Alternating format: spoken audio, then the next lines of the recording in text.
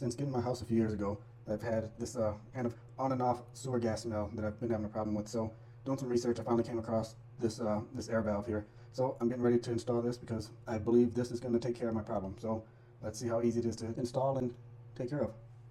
Okay, so you can see my plumbing system under here. So I have a pretty tight space. Found a little bucket here to put under there.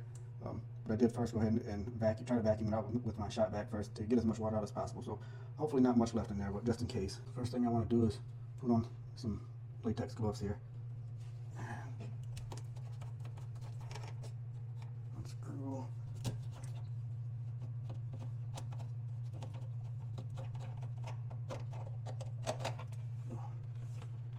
Yeah, good thing for the bucket.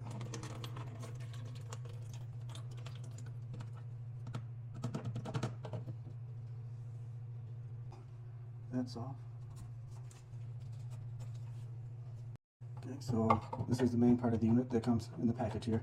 So you have the air vent stack here, and then your P-trap here,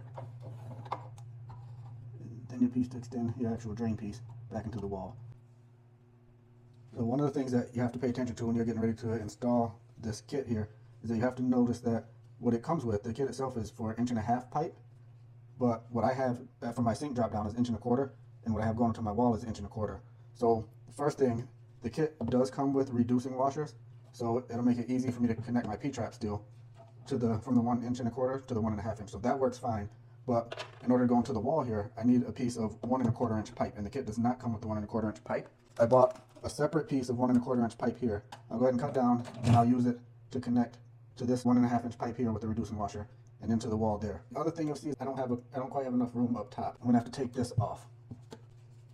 So put that back on and put my reducing washer on there. And I just have to cut my length of pipe there. So I'm gonna take off this 1.5 inch, and I'll connect it to this 1.25 inch. So take the 1.25 inch pipe and put the reducing ring on here so we can connect it back to our main piece. And now I can connect this 1.25 inch to my 1.5 inch pipe.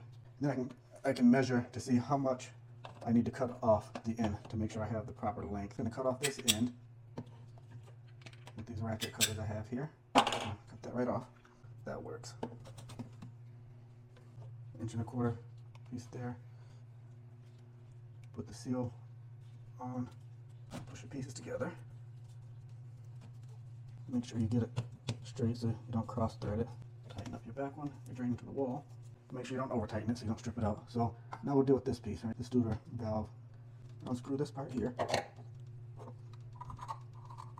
Then put my valve back on. Screw it on top, back on top of my trap here.